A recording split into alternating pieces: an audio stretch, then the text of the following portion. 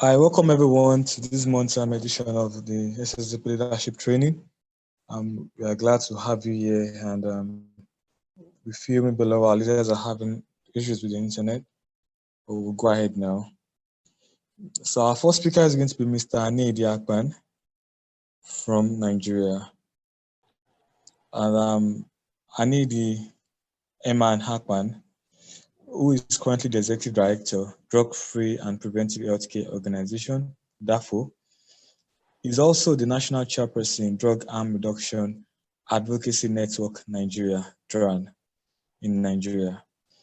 Aniedi is a pioneer drug user advocate for drug community systems approach to health and rights-based services for people who use drugs.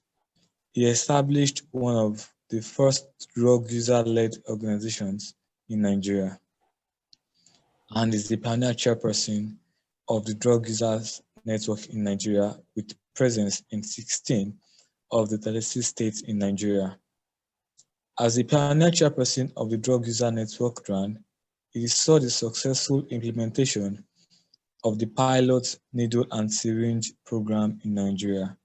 He is a member of the National Technical Working Group on Drug Demand Reduction and Harm Reduction, Federal Ministry of Health, and has lived experience of drug use. He is a certified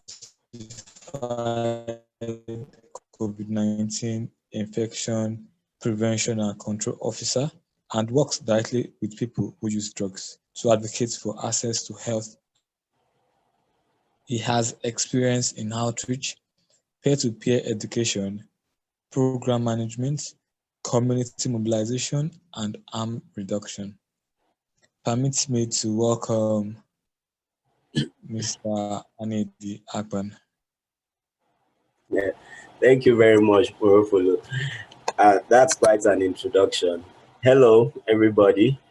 My name is Aniedi Akpan. You're welcome.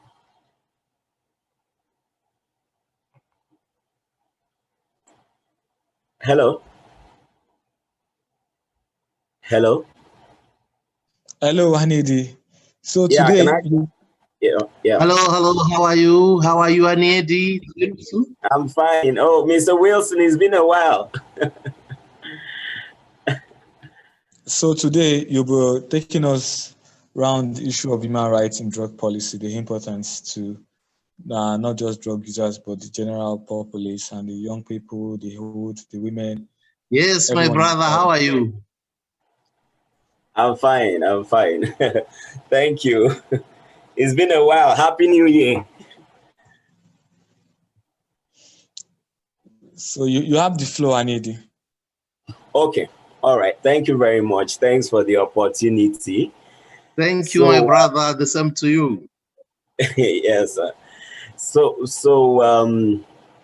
we are looking at the importance of human rights in drug policy reforms. And first of all, what I like to iterate is that when we look at policies, whatever the policies are, whether they are policies of a country to look at importation of goods, whether there are policies looking at immigration, policies looking at drugs, policies looking at criminality, all of it affects human beings because these activities are not carried out in abstract, they are carried out by human beings. So the incidence of a particular policy of government or a particular, whether written legal laws or beliefs or cultures or traditions that serve as policies for a particular place, the incidence is always on people. And it's the same thing with drugs. Now, when we want to talk about drugs, we look at it from two sides. We look at it from the supply side, and then we look at it from the demand side.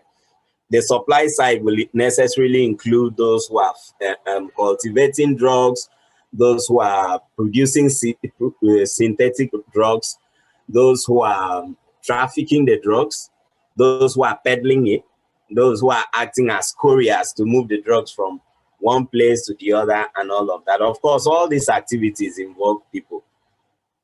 And then we look at the demand side. We are going to look at those who are using the drugs for two purposes, those who are using it for medical purposes and those who are using it for non-medical purposes. All of this with the whole cycle of drugs policy, whether demand side drug policy or supply side drug policy, affects human beings. The incidences on human beings.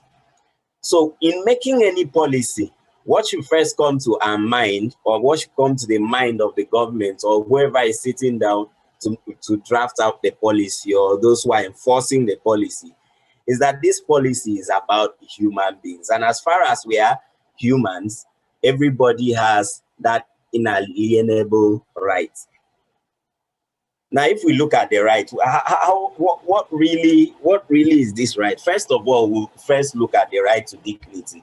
And I'm going to talk about it from this perspective, looking at the right to dignity, because it is the right to dignity, which the inherent right to dignity, which all other human rights are formed from. So if we look at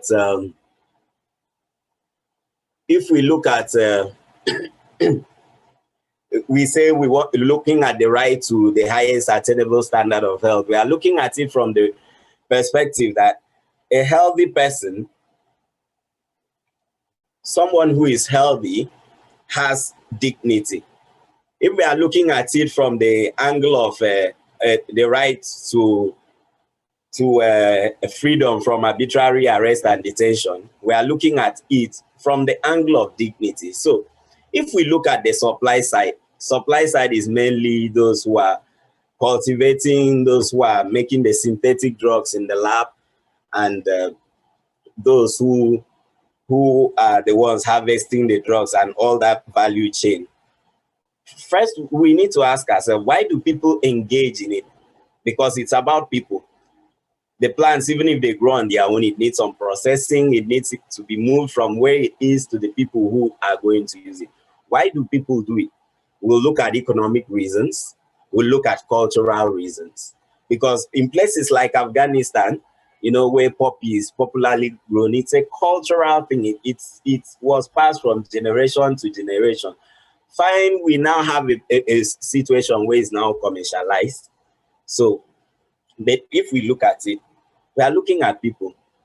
Do these people have the right to the highest level of livelihood? Yes, they do. And we have an alternative in place to replace the cultivation of these drugs at the level in which it will be as profitable to them as the drugs they are cultivating.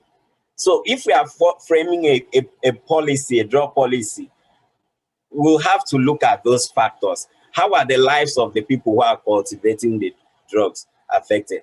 How are the lives of the people who are sitting in labs to manufacture the synthetic drugs affected?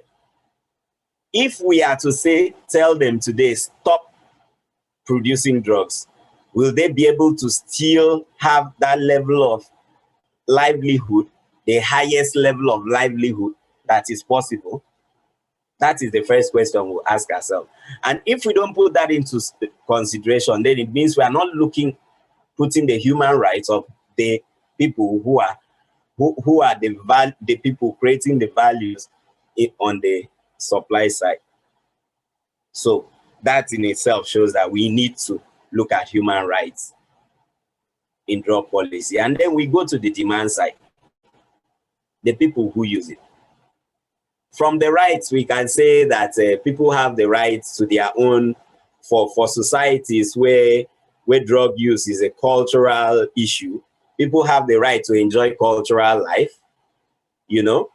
People have the right to freedom of opinion, expression. Expression could be that, you know, they express themselves. Maybe when they want to be calm, they take drugs, you know, as a drug user. Sometimes we say when you are very angry and you don't want to act, you go sit down, roll a joint.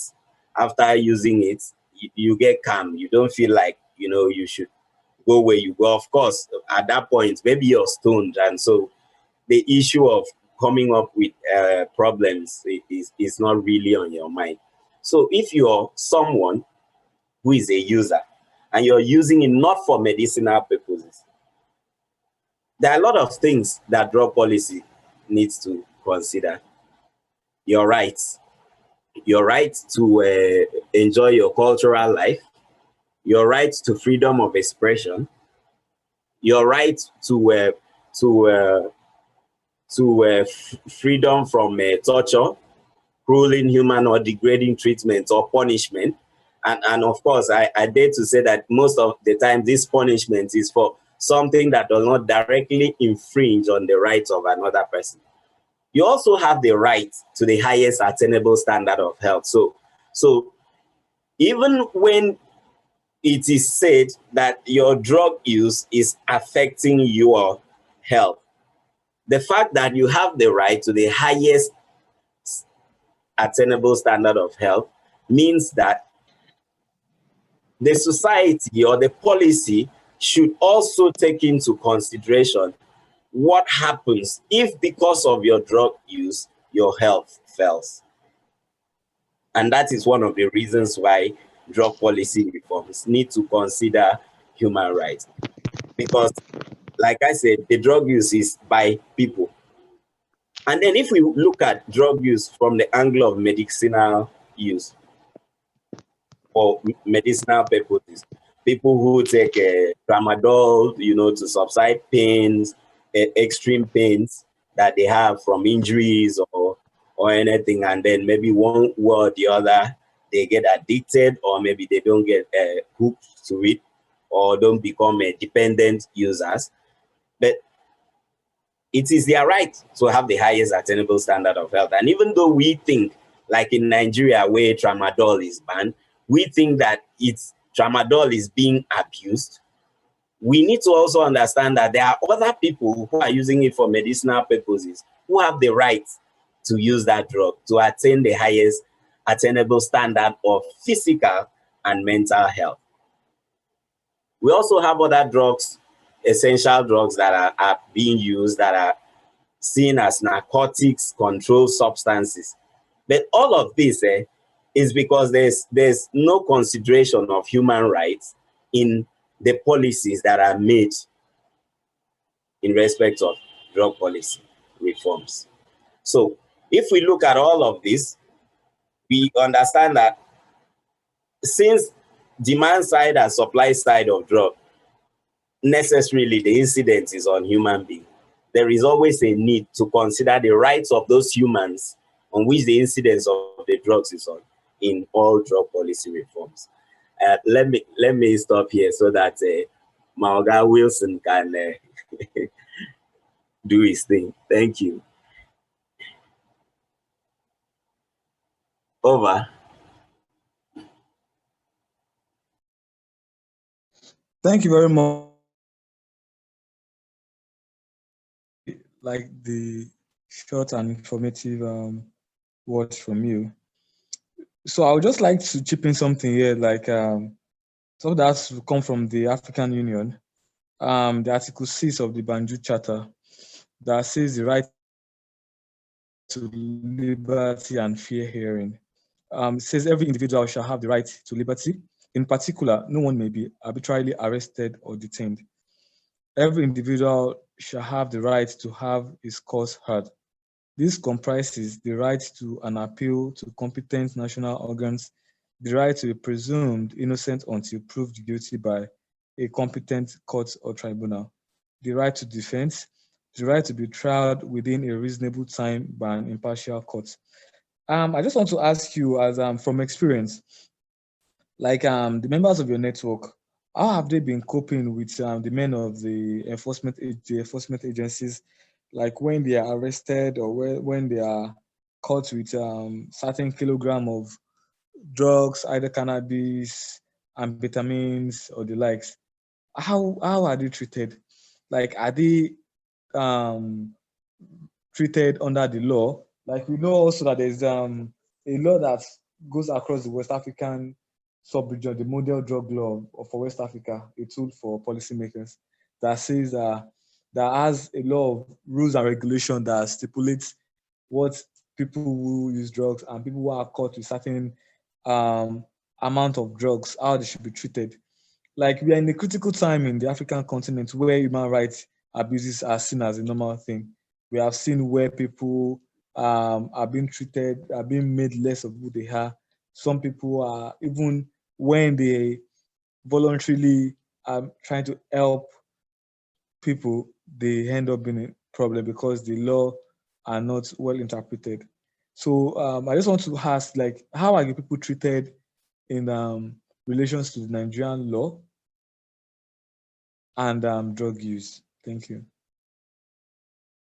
Okay, thank you very much. That's a good question, and that's a question that everybody likes to ask. You know, because whenever I tell people that I'm the chairperson of the Nigerian Drug User Network, people look at me and wonder, how can you come out boldly and say you're the chairperson of the Nigerian Drug User Network? But you see, the good thing about Nigeria right now and the agency that is empowered to handle issues of drug demand and drug supply, which is the NDLEA, is that the NDLEA, in principle, even though it's still not reflected in the act setting up the NDLEA Act in Cap 30 amended of 1989, it's still not reflected there that drug use issues is not a criminal issue. But what we succeeded in doing, you know, with special thanks to the UNODC through the Drug Demand Reduction Coordination Network and then the National Technical Working Group and all the advocacies, and especially through the Partnership to Inspire, Transform and Connect the HIV Response pitch, is that we were able to advocate to a point where we are able to have a de facto decriminalization. It's not actually reflected in the law. So, like the cases we've had during the implementation of the pilot needle and syringe program, we before the implementation of the program, before the resumption of the program, we did a lot of advocacy.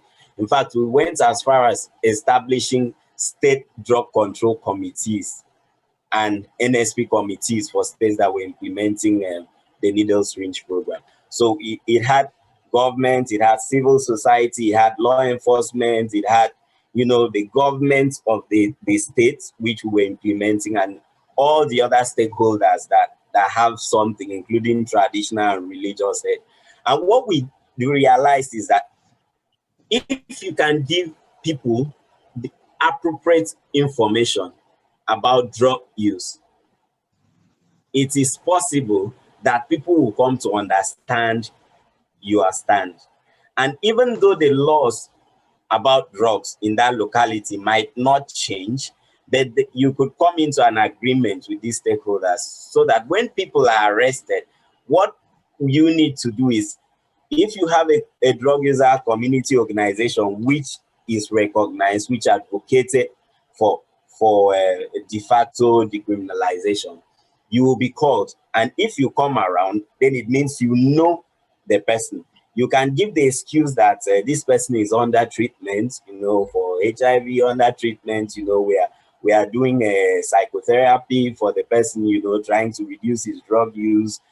We found out that the person was taking higher quantity of this, you know, but right now the person is taking, you know, lower quantity. So instead of putting this person in jail, ending his life, leave this person for us, you know, let's gradually, you know, help this person to reduce the amount of drugs used, not promising that you're going to help the person stop. Okay, so that is what we've done, and we've had a lot of those cases among member organizations, that is drug user-led organizations in the different states. And also advocacy at the national level too has been very helpful, because it means we've had contacts, we've had resource persons or people that we can always call and, you know, informally say, see, we have one of our people in your cells, please can you help us, you know, settle that case, because see, you know what we do and this person is part of what we do. And we've been having that that concession. That is how we've handled it so far. But our plan this year is to actually look at repealing one of the laws, which is the the cause or the primary excuse that the police in particular use in arresting community members, which is the Dangerous Drug Act, which was promulgated in 1935, you know. And it is just that law that the police cite as the authority to arrest members. But like I said, the NDLEA de facto has decriminalized drug use. Thank you, Anova. Yeah, thank you very much, Aniedi.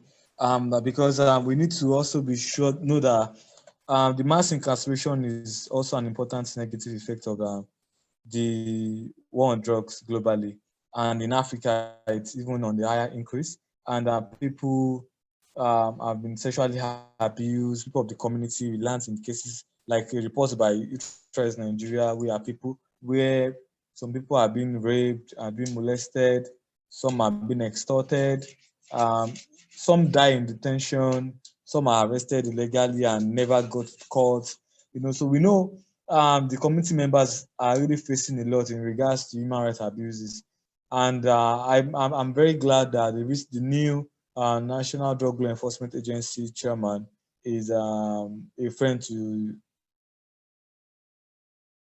the community. So I'm sure hopefully you'll be able to have a cordial relationship to allow a review probably in the NDLEA Act in Nigeria. So thank you very much for your time, and I'm sure some of our colleagues here might have questions for you later. So, but before Okay. I would like to call on Mr. Wilson Box to come and also share with us from experience and all he has done. So, Mr. Wilson Box is the project executive director for Zimbabwe Civil Liberty and Drug Network in Harare. He was a former deputy secretary at Vienna NGO Committees on Drugs, holder of a master's degrees in public policy and management as ISS in Netherlands. Also an alumni at Global Drug Policy Program, Open Society Foundation. He has led a lot of projects in harm reduction and prevention, drug policy, community members in and around Southern Africa. He has mentored and trained a lot of young people in Southern Africa and some part of East Africa. And he has been instrumental to the recently held project on HIV and AIDS in Zimbabwe, and the master plan that was recently launched in the country. So everyone permits me to also invite to the house Mr. Wilson Box. Thank you so much, Moronfolu, and good evening, ladies and gentlemen. Yes, it's a very interesting topic. That is the importance of human rights in drug policy reform. But I would want to start my presentation with two quotations from some of the greatest advocates of all time in terms of drug policy reform. The first one is a quotation from Judy Chang, who is the executive director of the International Network of People with Drugs. She said, punishment and exclusion have been instrumental to the war on drugs. The time has come to privilege human dignity over social isolation and champion human rights, putting an end to the shameful legacy of mass incarceration. That one is a very much loaded statement or quotation. And the other one is a quotation from Julia Hanna, who is the director of the International Center on Human Rights and Drug Policy at the University of Essex. She said, human rights should not just inform critiques of the response to drugs worldwide, they should also be the main drivers of its reform, underpinning checks and balances to break cycles of abuse. She further went on to say, fighting inequality and injustice is a more effective way of addressing the global drug problem than prisons and police. So in a nutshell, I think from these two quotations, we have seen how human rights are very, very much important if ever we should have sensible drug policies. And from the two quotations, it also tells us that the human rights aspects of our lives should actually inform drug policy reform.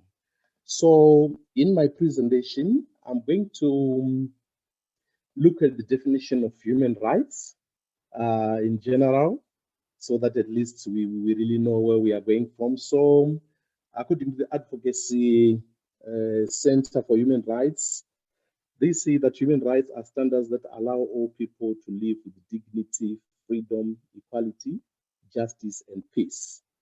I think from this definition, it's clear that the issues of dignity, freedom, equality, justice, and peace are also very much central to the issue of human rights.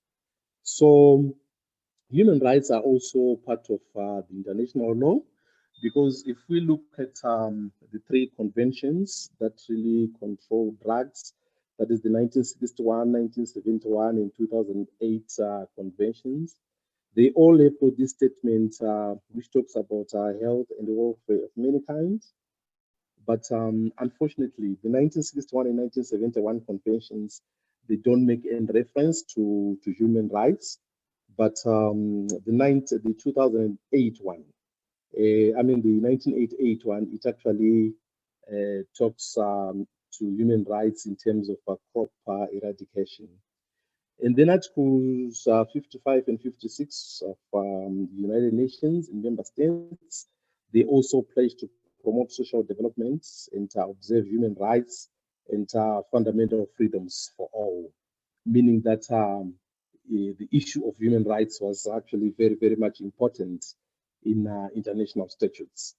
And then 3 years after, from the articulation of Article 55 and 56 of the UN Charter, the Universal Declaration of Human Rights was approved, where 30 universal human rights were actually approved. And then in 1981, the African Charter on Human and People's Rights, commonly known as the Banjul Charter, was actually approved, and 20 human rights were actually approved.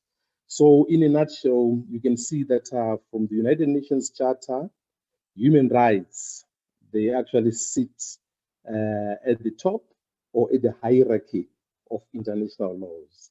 But unfortunately, our governments and national policymakers, they've not lived expectations to ensure that issues of human rights are put in place to ensure that most of our communities, people who use drugs, they also enjoy them.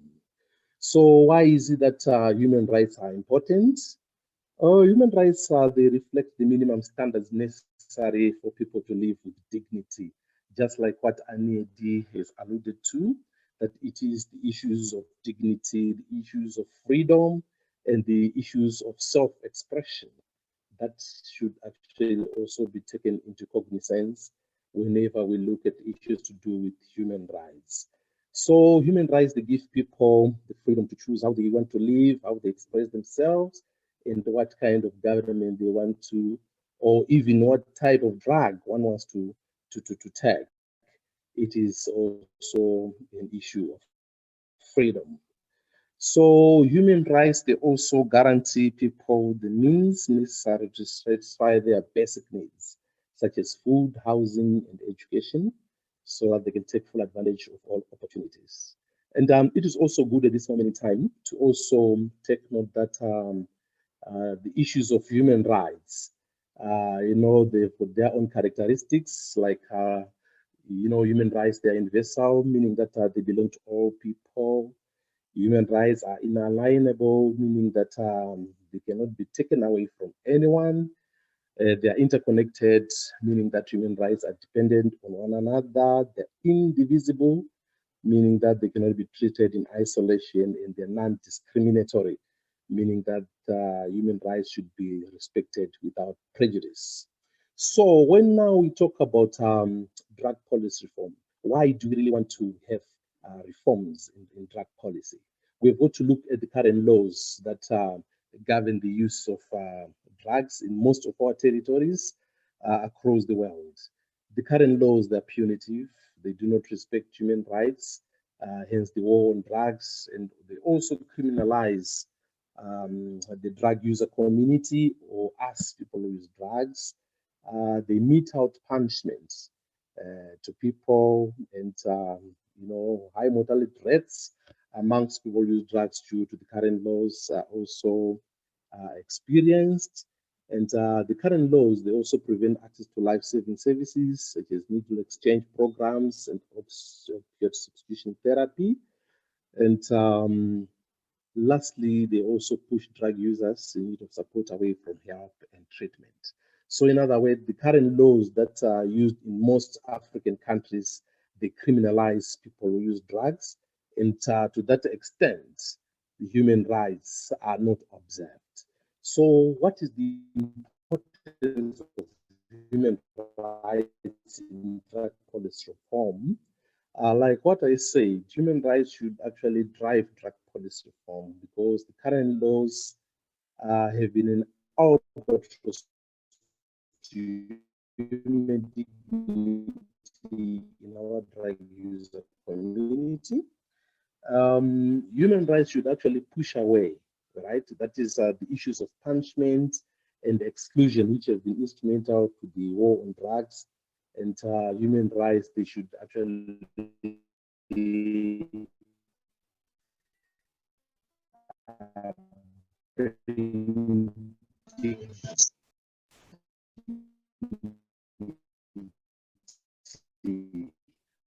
to people who use drugs. So you find out that the current consent, most governments, people who use drugs, and this has been very disturbing and disturbing. There is need for African to adhere to their regional and international human rights commitments. Because if you look at the Banjo Charter, you find out that we have got a lot of rights, the right to liberty and fair trial, just like what Aniedi has said. There isn't such thing as a right to be heard or a right to a fair trial in most of our African countries, because they believe that people who use drugs, they are junkies. That's what they think. They think that people who use drugs are criminals. So all those things, they really need to be changed, to be reformed if ever drug policies are going to make sense. You also find out that Article 7 of the Banjul Charter, it has got also issues of people being accorded the right to be heard.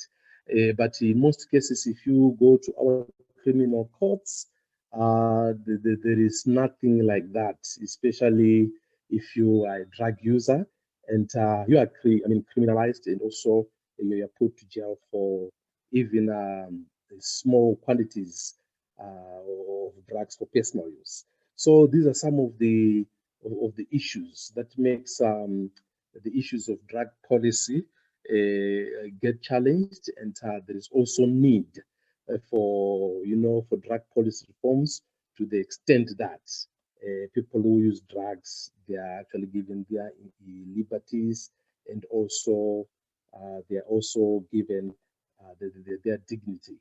So to some extent, the human rights, they are actually very, very, very much important in drug policy reform, especially when it comes to the issues of driving the agenda of drug policy reforms.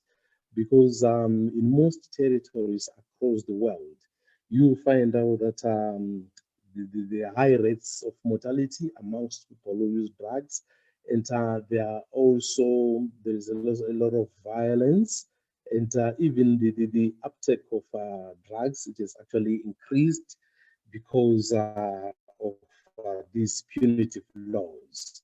What happens is that if as a drug user, if you really threaten me, I actually go underground, And in such a scenario, I miss a lot of treatment opportunity during that time.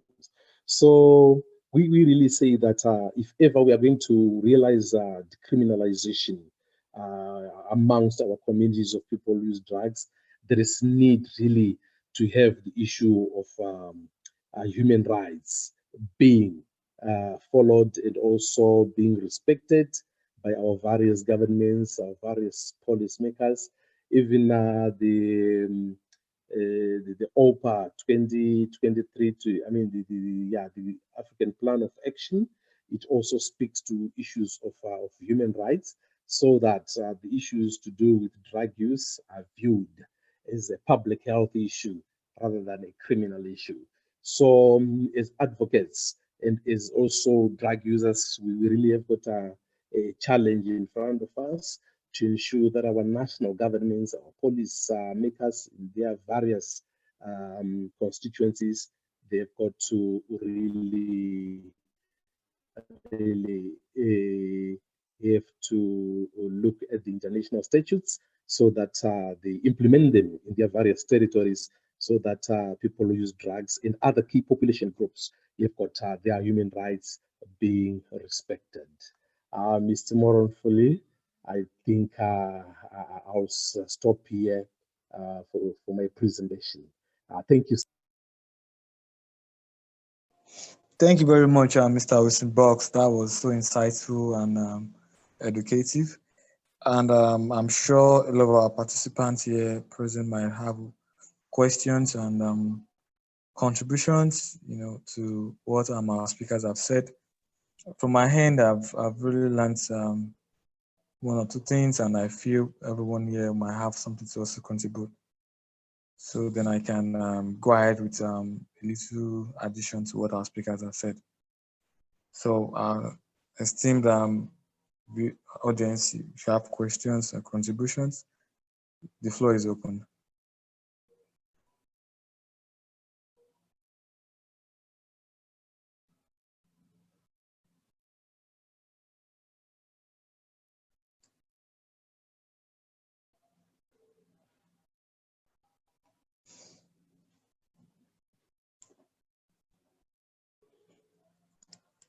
All right, while we wait to hear from our audience, I would like to go through a document by, it was published by the International Drug Policy Consortium, April 2017.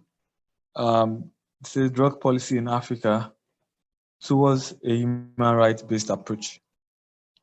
So I'll just take some snippets from it and share with the house.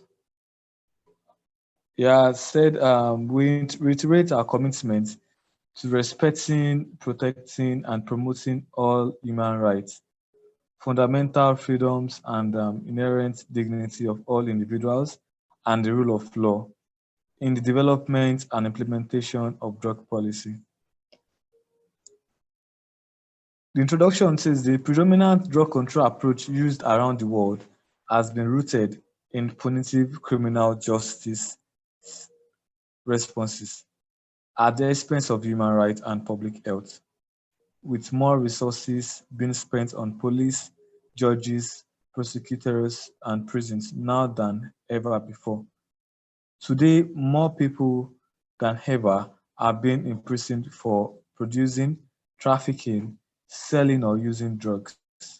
And yet, the problem remains unsolved. In the world today, there are more producers and consumers of drugs than ever before.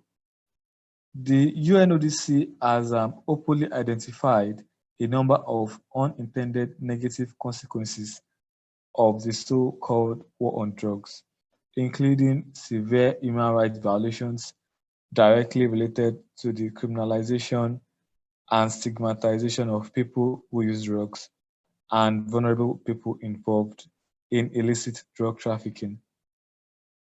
Like if we go through, like as Africans, let's go from Freetown to Monrovia to Kigali to Nairobi to Bujumbura to Harare, Cairo. we'll see that the issues of drug is similar, and the approaches from our governments are the same. That is, they are embracing draconian policies that are not rooted in human rights and public health. And this has really caused a lot of havoc to the populace. So it's our collective responsibilities as advocates of drug policies to see how we can charge and contribute our quota to not just the government, but other civil society organizations. For example, I belong to Ogun State Drug Control Board in my country, in my state. And whenever I'm on the platform, at times I feel this is not right, that their approach is archaic, is old, that what can be done. And, and we find ourselves in a society where the voice of the young people at times does not really matter. The older folks feel they should dictate for us. Fine, they should. But there are ways by which we can change things without being rude or being uncultured, as the African setting we always say. But we have to let them understand that there are a lot of new trends in solving drug addiction and drug issues. That is why I feel we need to respect their space, and we need to provide evidence-based policies and the impact to the society to them. So we need renewed approaches to solving the over 5 decades drug issues that are caused by wrong government policies.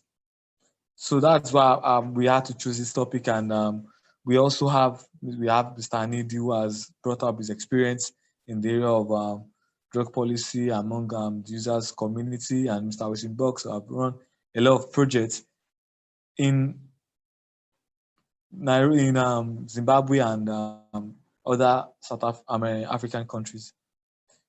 So, and it's also important for us to ask questions from our speakers, and we are bringing them on to educate us on. We are the next generation of leaders in drug policy community, if we like it or not. Like the SSDP community in Africa is wide, we are huge, and we are growing daily. And with time, most of us will find ourselves interning with other partner organizations. Some of us will find ourselves working with some of our partner organizations.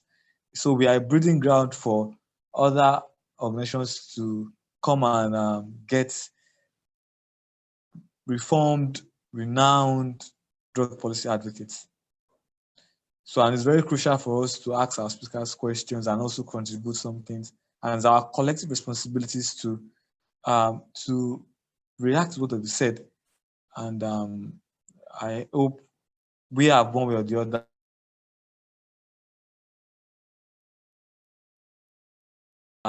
learned some.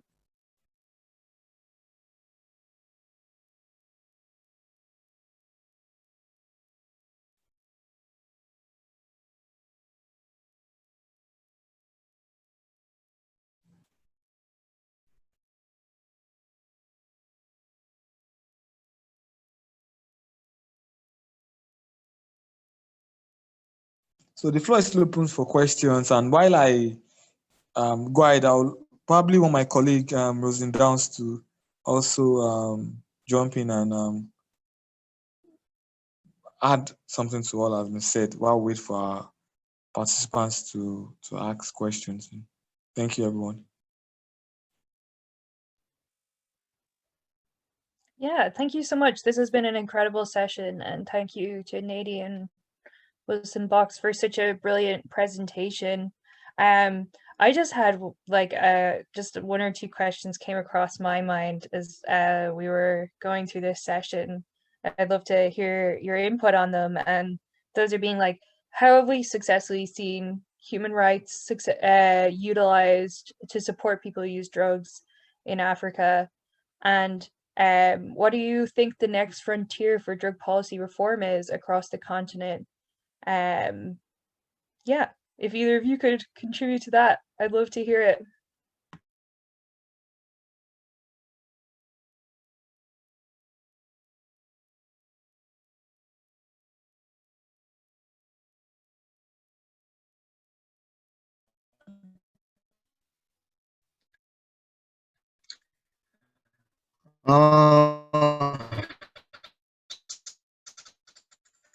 Thank you, Rosin. Can you hear me? Hello? Yeah, I'm getting you.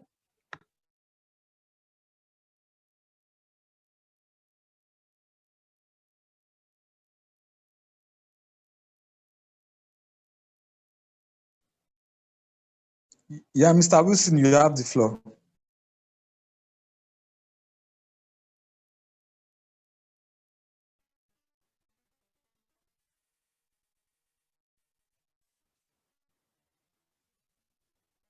Hello, can you hear me, Rosin? I'm getting you. I can hear you. Thank you. Yeah, for drug policy reform.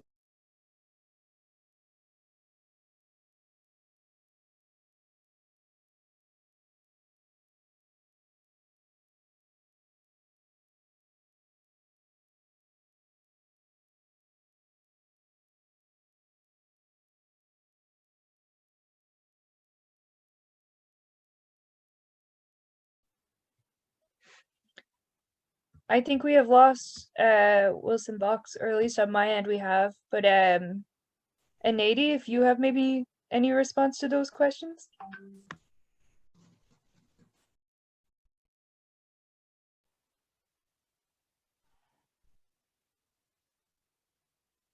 Hello?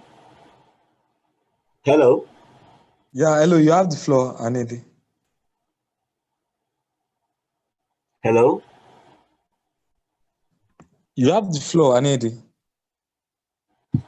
Okay, so I think a question in the chat. So you're asking how have you seen human rights successfully utilized to support PWD on the continent?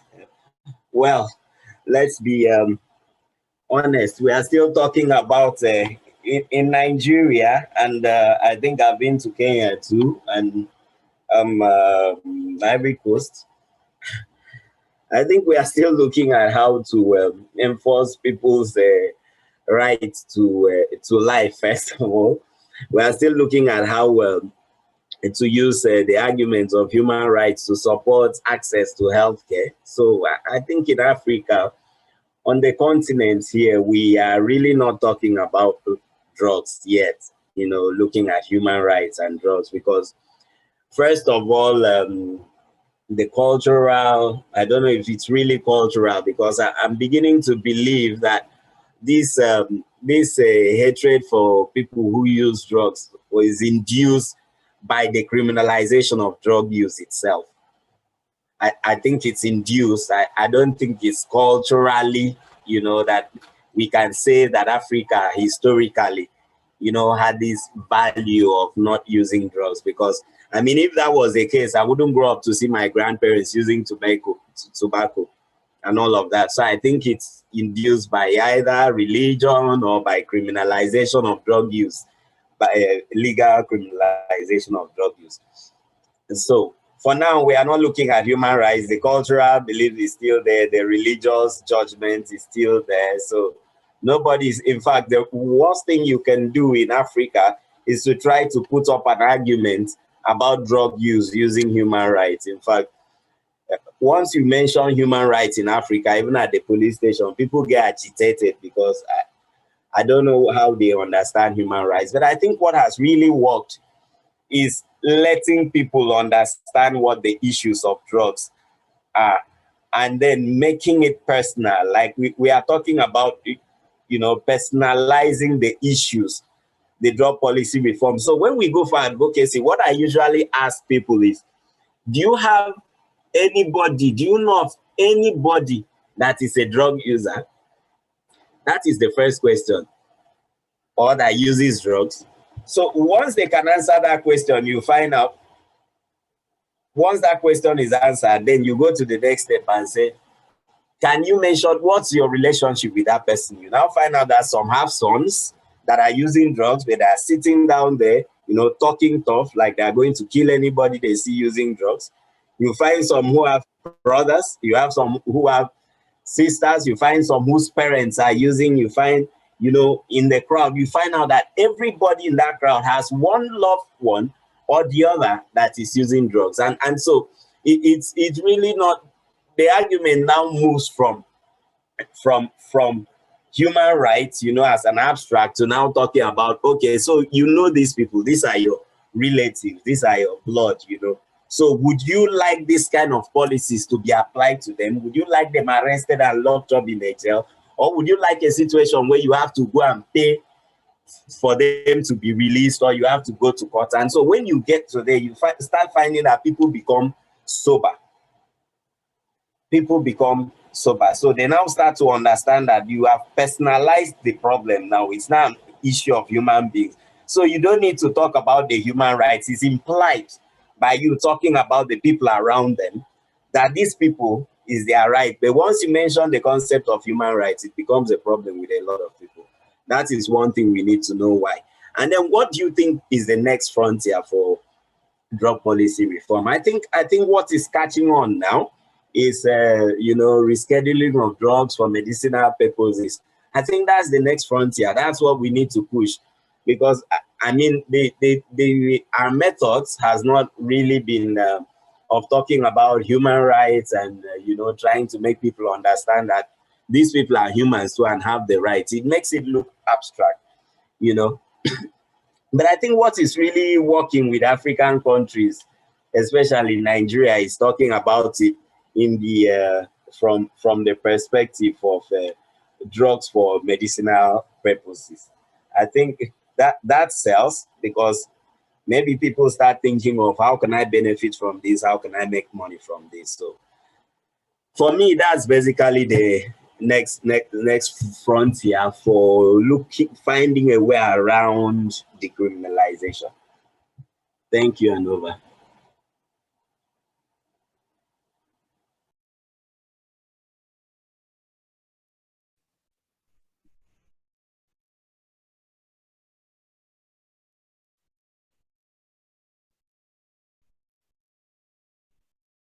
Hello, Isaiah. You can have your contribution.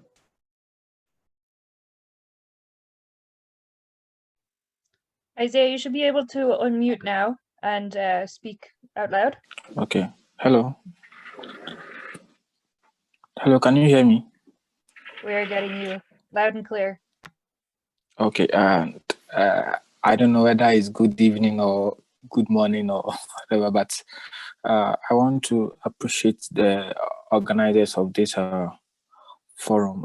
It's almost it's 3 a.m. in China, where I am now, and it's almost 2 years I left Ghana, but I've been following the happenings with regards to SSDP, human rights, drug issues, and I want to find out from the panelists. Currently in Ghana, we have been able to successfully pushed for medicinal, what do you call it, drugs to be, especially the marijuana, to be legalized. And I think that other parts of Africa, especially the West African sub-region, should also be able to push hard. But my real question is, how do we as a sub-region come together and be able to help each other in pushing our government and agencies to be able to formalize drug policy issues that will help the individual? I hope you understand my question. Hello. Hello. Hello. We are getting you. Perhaps Aniedi, who could take Am I this one? clear? Yeah, we got you good and clear. Okay, all right. Perhaps Aniedi or Moronfolu, would you like to respond? Yeah, if I would talk based on our own foundation, our background, it still boils down to us educating ourselves and forming coalitions that we could work together, sustainable ones, that are well informed and are ready to do research and at the same time come together to do more, like have more working groups, because it's not really going to be easy for us to put the bull by the horn without needed strategies. So from our own hand, based on being a young person, belongs to a youth movement like SSDP, I feel one of the things we can do is what we are already doing. That is about proper education and good information out there to people to let them know the reality that is on ground, rather than wait for some individuals who are in government to make money and not to help people who don't really care about other people, but they are what they're bound to take. So that's just more we can do. And passionate people who really know what it feels out there for people who have been abused, who have been incarcerated, to drug use, for putting in what they want to put into their body and are seen as illegal, So that's my own submission. So with your current knowledge and expertise currently, do you foresee the sub region maybe in 5 years to come achieving those drug policy reforms? Sure, I see, if not totally, but there are already flashes of already across the sub-region. We saw what happened in Ghana, and we can see the NSP project in Nigeria, and we saw what has happened in countries like South Africa, and what is going across Zimbabwe and Kenya. So we are sure with consistency, persistency, and support of everyone, and willingness to do more, will definitely achieve a lot. If not totally, as I said, but we'll definitely achieve a lot. And we can continue engaging our representatives, like people in the parliament, people in government, of the reality on ground. So we can't just always wait at the back seat like our forefathers used to do, wait for people to just make the laws and bring them to you. Now we need to stand up and checkmate them and ask questions and give them researches, evidence-based results that this is the reality, not essay or just word of mouth. This is what will work, this is what won't work. That's it. Okay, and my last question, it's not really a question, but maybe it's an appeal. Now that SSDP is, I think, is now in most of our African countries. For the past, I've been advocating that we at least we have a conference, but looking at the recent happenings with regards to COVID-19 and the pandemic here and there, is it possible for us to hold an online conference for all African chapters, so that at least we share our experiences and what is happening, so that we can learn and incorporate certain things that are working in other parts of the country to help achieve the needed drug policy reforms. Yeah, thank you, Isaiah. I think he's in the loop, and based on the current pandemic here and the issues we've had in the last few months globally, so we'll definitely probably have a Hello? virtual one. Hello? We'll definitely have. Hello, Aniedi. Okay, yeah. Sorry, I've been trying to add something to respond to or maybe contribute to what he said. You know, in respect of the fact that Ghana has decriminalized cannabis. Well, we cannot say Ghana has actually decriminalized. What we can say is that Ghana has decriminalized for research and medicinal purposes, and that is because, you know, like I said, everybody is looking at the profit. You know, what we are going to have is that we are going to have capitalists, you know, come up with, you know, capitalists push it, like what Okeredolu was doing in Nigeria, you know, trying to cultivate cannabis in his own state as a governor.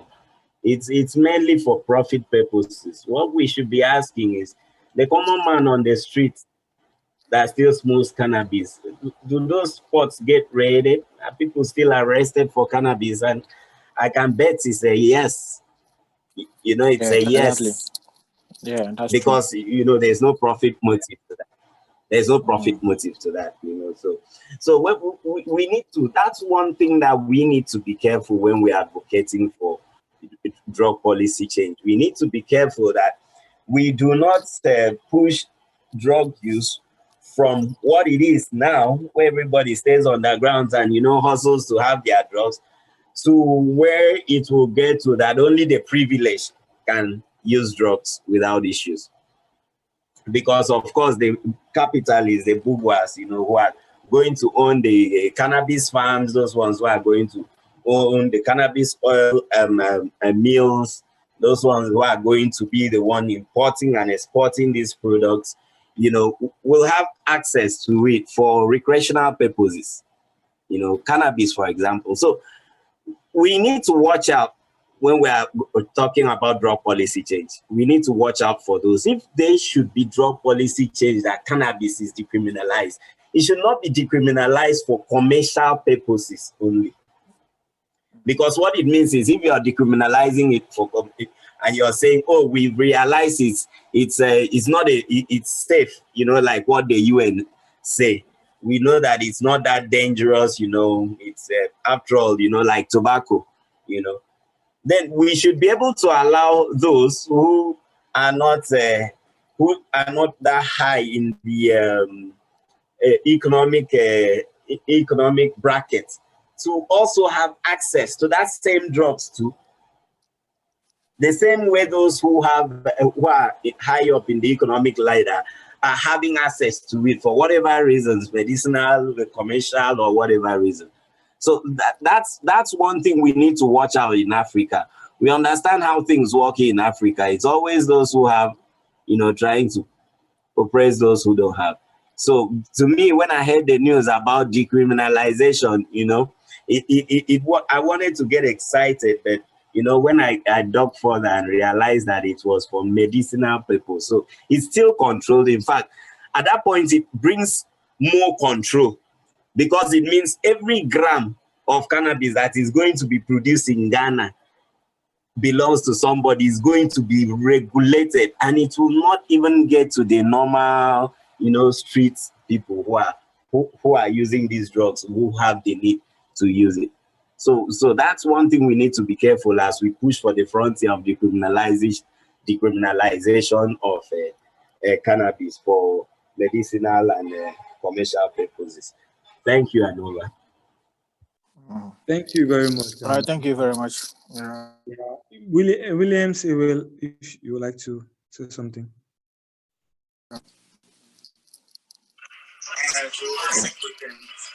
It will no time by this time.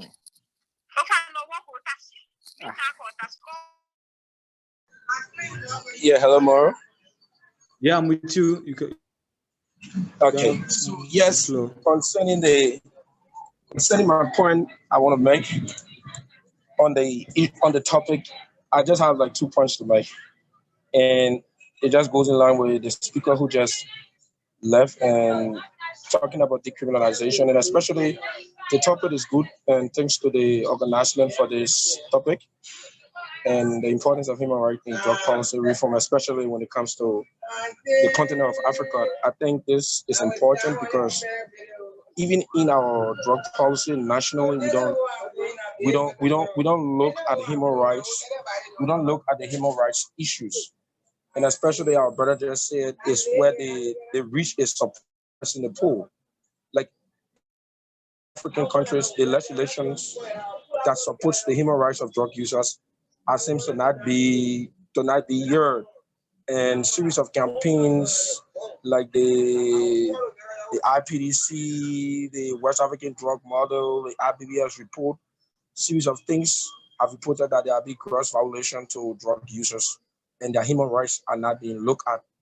Like common example I want to draw, like one of the attention I want to bring to this discussion is National Rehab Center is something West African countries don't really support because we have like mass incarceration of people who use drug, and which of course I see that as a human rights violation. And today we have seen it in series of governments, series of 10 years in Africa, and even people have not yet spoken about to whether incarceration of drug users, and even as a country like Liberia.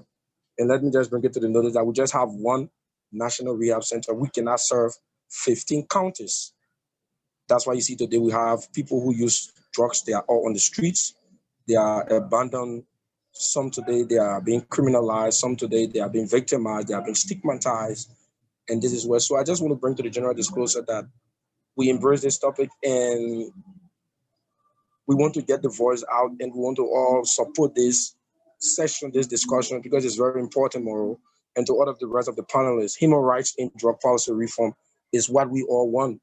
And today we know it is something that people have put the cost on, and today our leaders, our decision makers are not seeing it through.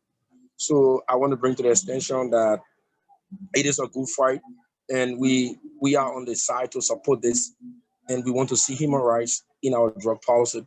We all know it's not easy. It's not easy to get legislations about this because right now in Liberia, we have an issue where in the drug policy, they want to change the law, like those who traffic drugs can only be penalized. But how about those that use it for some other needs? It is not being clear. So the human rights is not being clear to us. We are still questioning leaders, decision makers, national leaders. What are the human rights that protect people and substance users, especially the students too as well, who in schools, who is being violated by the right? If it's under the influence of alcohol, you expel them, you dismiss them, you suspend them, you stigmatize them. So I think it's a good topic, and we look forward to raising a serious issue about this. Thank you so much.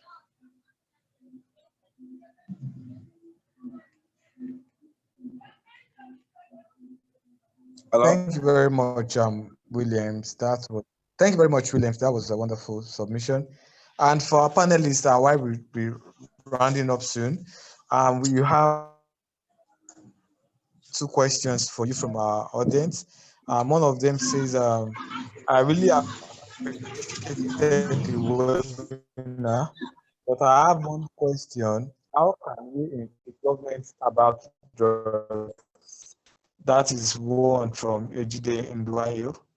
And the second question says, it is clear that preaching about the human rights of people is not an easy task. What angle would you recommend for SSDP members to take to get human rights acknowledgement by law enforcement agencies and traditional leaders? That while we round up.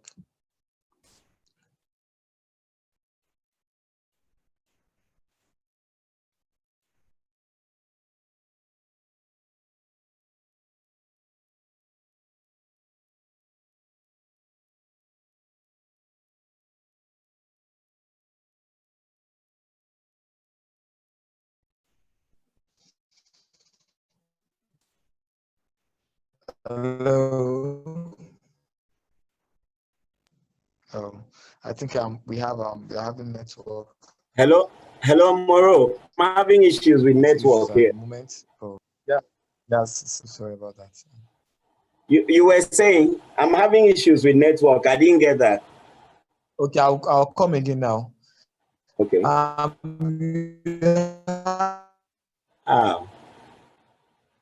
can we influence the government about drugs? And the second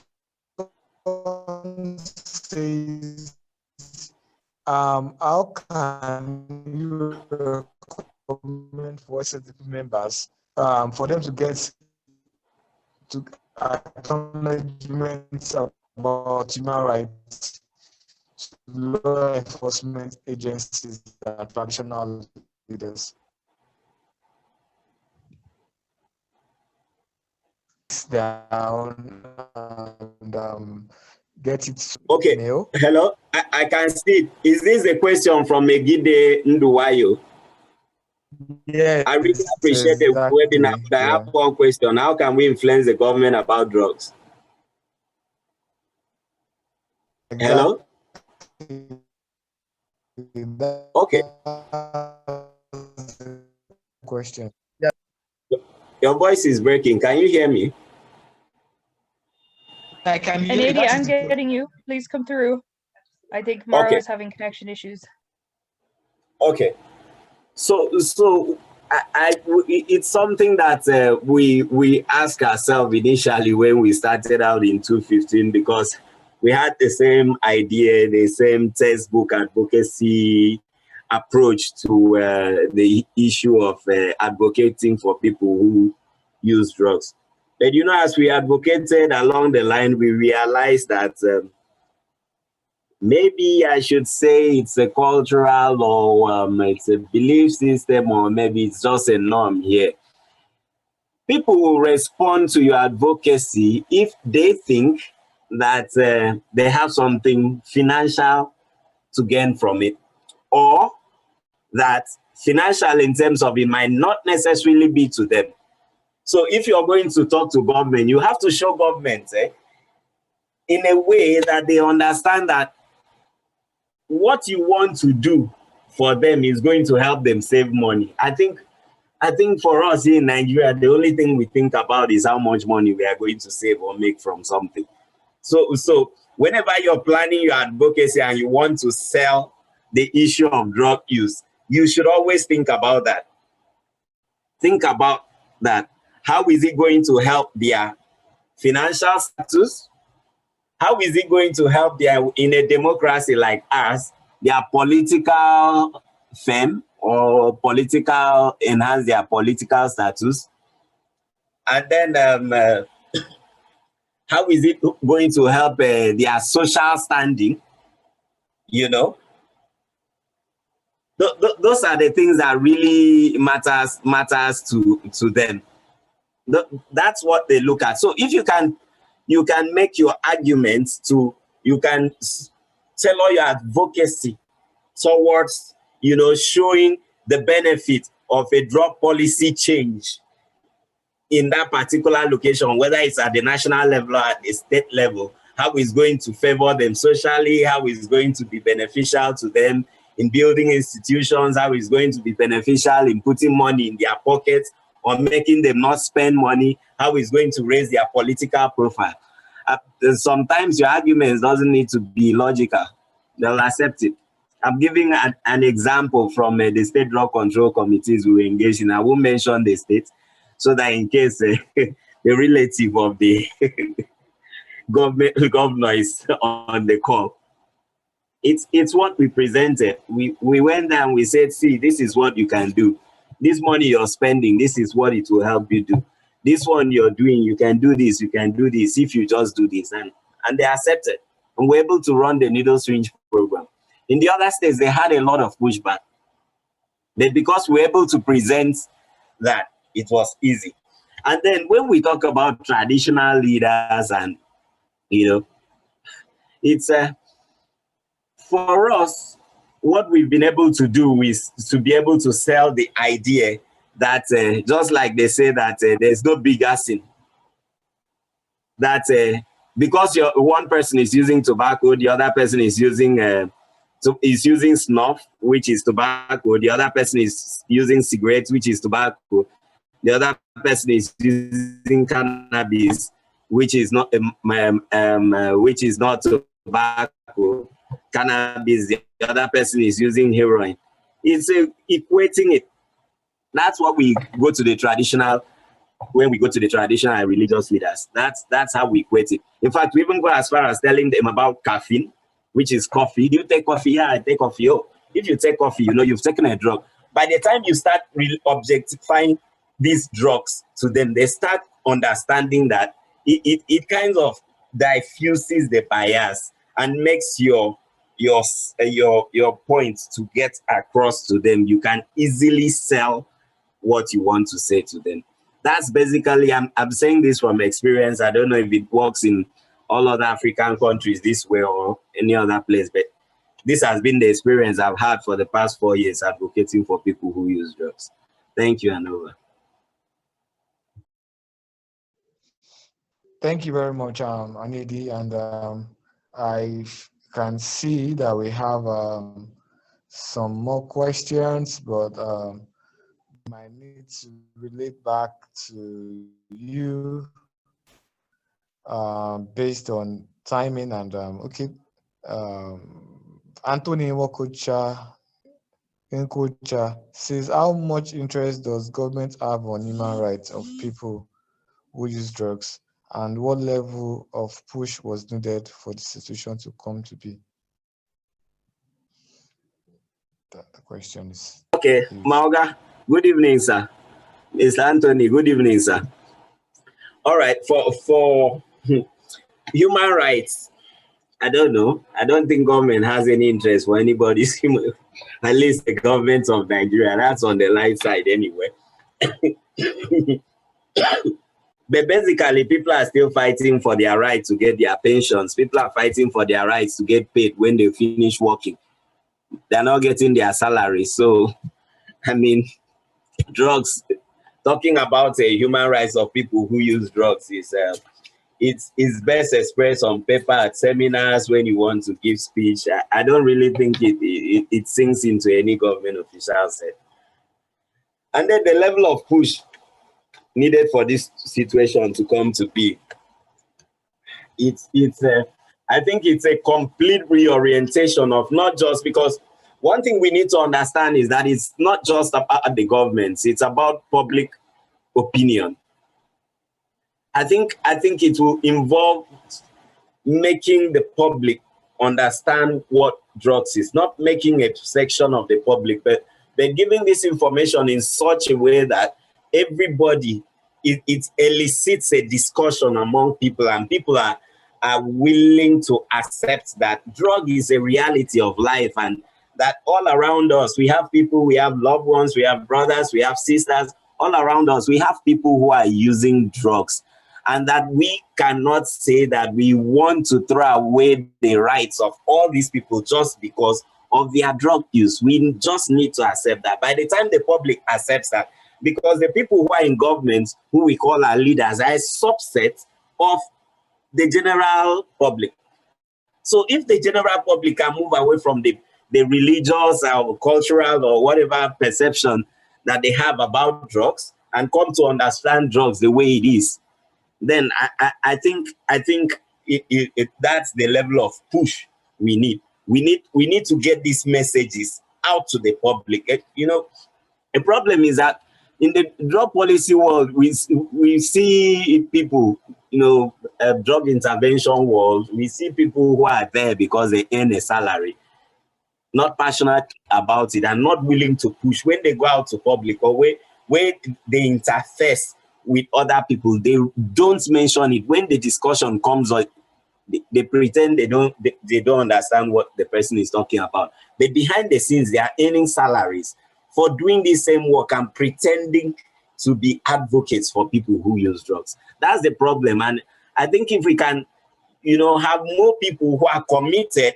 to pushing this message about drugs out there, to the general public, I think we'll just be we'll get there sooner than we expect. I think that's the push we need. Thank you very much, Mr. Anthony.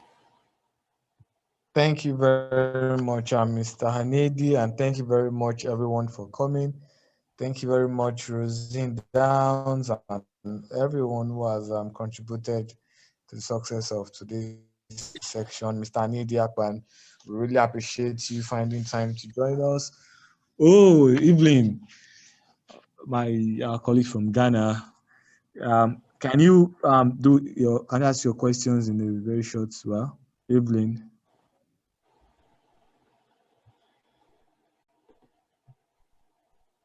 Good evening. Can you unmute? Yeah. Yes. Thank you very much for the opportunity. I'm very grateful, and I think tonight I've learned a lot of things. All that I want to say is that as SSDP African leaders, the leaders have now instituted an orientation program for the SSDP, and it's been going on for some time now. I think we all, whether you are a new SSDP or an old, I am admonishing the leaders to take the opportunity to inform their members to take the chance and join the program. It is very much insightful and it's very, very educative because it helps us to get the understanding of what advocacy work is all about, the types and a whole lot of other stuff. And also, I saw that a certificate was presented to the members who took part in this.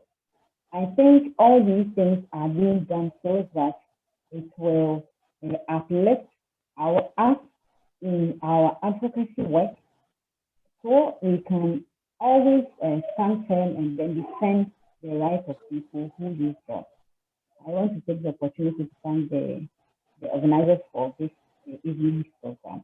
And I also want to say that we should all learn from each other, and then when we all raise our voices, we will go far. Thank you very much for the opportunity. I'm grateful.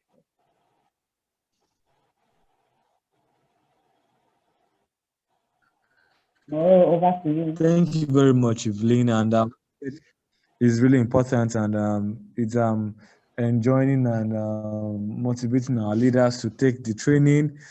The African orientation course training is really important. It has been packaged to educate our leaders on modern ways of addressing drug policy issues and leadership training and administrative training, management skills, and improving all our all-round skills towards being a better advocate for drug policy and human rights. Yeah, thank you very much, Evelyn, for that heads up. And I hope many of us who are here who haven't taken the training can find time to go through the training, and it will really be important and useful for not just you, but the network as a whole. Yeah, so on this note, we'll be rounding up for today's Africa Leaders Training for the month of January, and Rosine Downs has just dropped for our leaders who might need reimbursement for data. They can check the link Rosine just dropped now to apply for reimbursement for your data, and we appreciate you all for finding time, and we hope you can always tell your friends, your colleagues who were not here today how much you learned. The section will be recorded and be shared among all our leaders, and we can always get better and get bigger. And while we wait for the next edition coming up in February, we would be glad to hear your feedbacks from today's section. What you learned, what improvement should we do, and what was your expectation? Was it met? And it's really fine and great to have you all. And our speakers, thank you so much. We really, really, really appreciate you, and we hope to see you sometime soon. Rosine, any remark? Yeah, just thank you so much for a lovely session, and thank you to everyone who attended. That data reimbursement form is there for anyone who needs it. We hope to see you again next month. And if you have suggestions for topics for these trainings, please throw them in the SSDP SSDP Africa WhatsApp. Myself and Moronfolu will do our best to get everything addressed and make sure we're making content that you enjoy.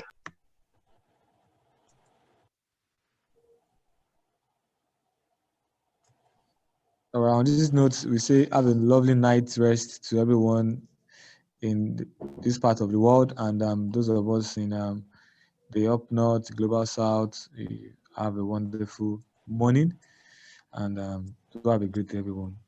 Bye for now. Asante Sana and Medasi. Bye.